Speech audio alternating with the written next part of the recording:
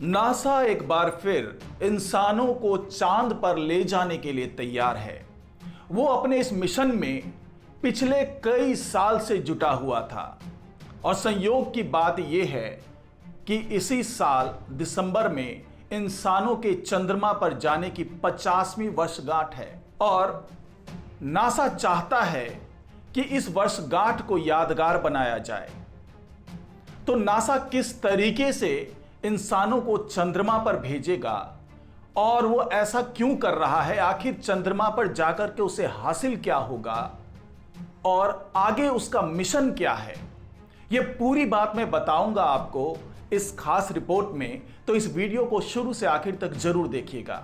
नमस्कार दोस्तों, मैं हूं डॉक्टर सुरजीत सिंह और आप देख रहे हैं महनाम मिस्ट्री।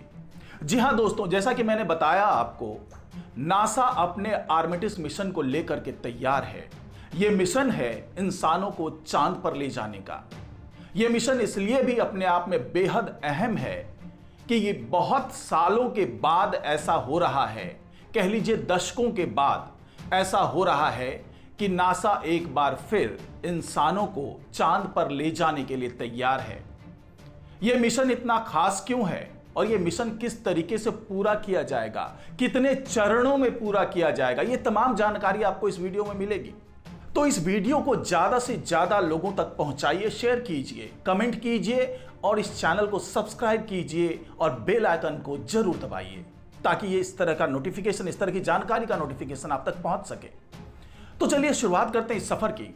दोस्तों, नासा ने जो ये आर्टेमिस मिशन शुरू किया था, उस वक्त ये अनुमान लगाया जा रहा था कि ये अगले 2-3 साल में पूरा हो जाएगा और ऐसा ही हुआ कि जब आखिरी चरण में जब नासा पहुंचा है तो अभी जो ये अनुमान लगाया जा रहा है कि 29 अगस्त को ये जो आर्टेमिस रॉकेट है उसे लॉन्च कर दिया जाएगा। ये आर्टेमिस 1 है, इसके बाद आर्टेमिस 2 आएगा, इसके बाद आर्टेमिस 3 आएगा।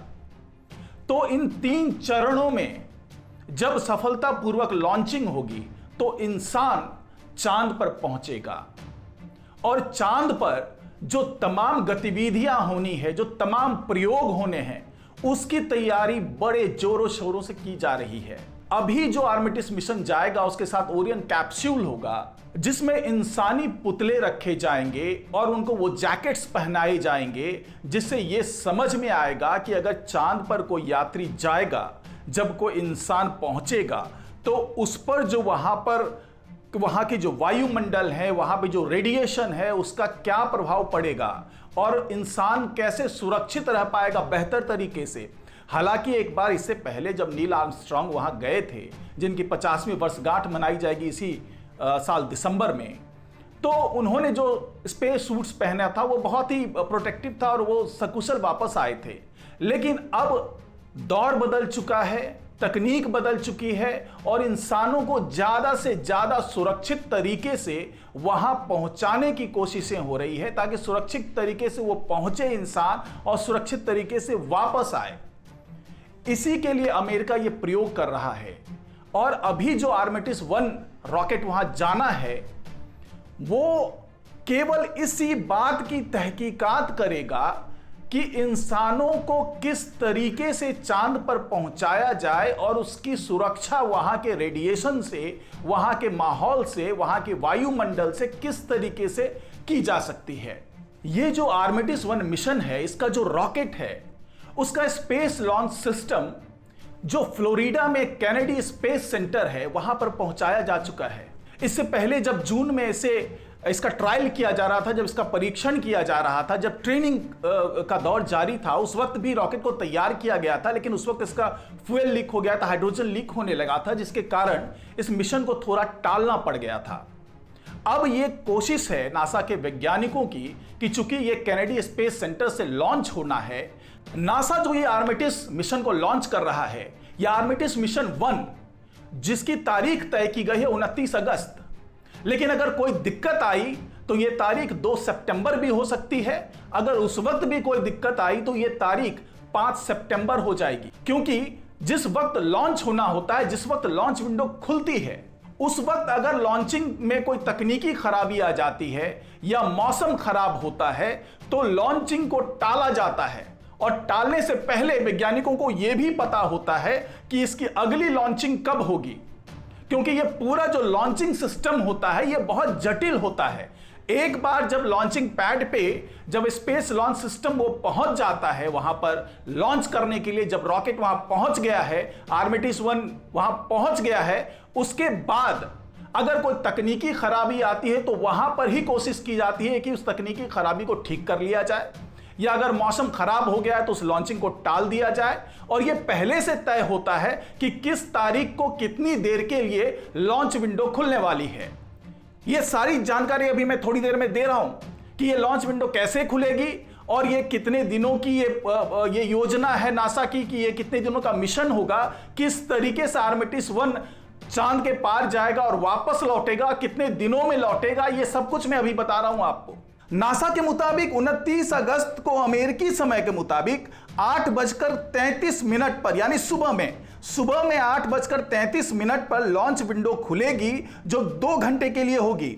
अगर इस दौरान रॉकेट लॉन्च होता है तो मिशन 42 दिनों तक चलेगा और फिर यह 10 अक्टूबर को वापस पृथ्वी पर आएगा। 2 सितंबर को अमेरिकी समय के मुताबिक दोपहर 12:48 पर 2 घंटे के लिए दूसरा लॉन्च विंडो खुलेगा। यानी कि अगर 29 अगस्त को किसी तरीके से लॉन्च नहीं हो पाया तो 2 सितंबर को एक बार फिर लॉन्च विंडो खुलेगा। इस दौरान मिशन लॉन्च होगा तो वापस 11 अक्टूबर को धरती पर आएगा और 5 सितंबर को अमेरिकी समय के मुताबिक शाम में 5:12 पर 1.5 घंटे के लिए यह लॉन्च विंडो खुलेगी। जी हां, अगर पिछले 2 प्रयासों में नासा असफल रहता है तो यह तीसरा लॉन्च विंडो जो खुलना है वो 5 सितंबर को खुलेगा 5:12 पर शाम में। इस लॉन्चिंग के बाद मिशन 17 अक्टूबर को वापस आएगा।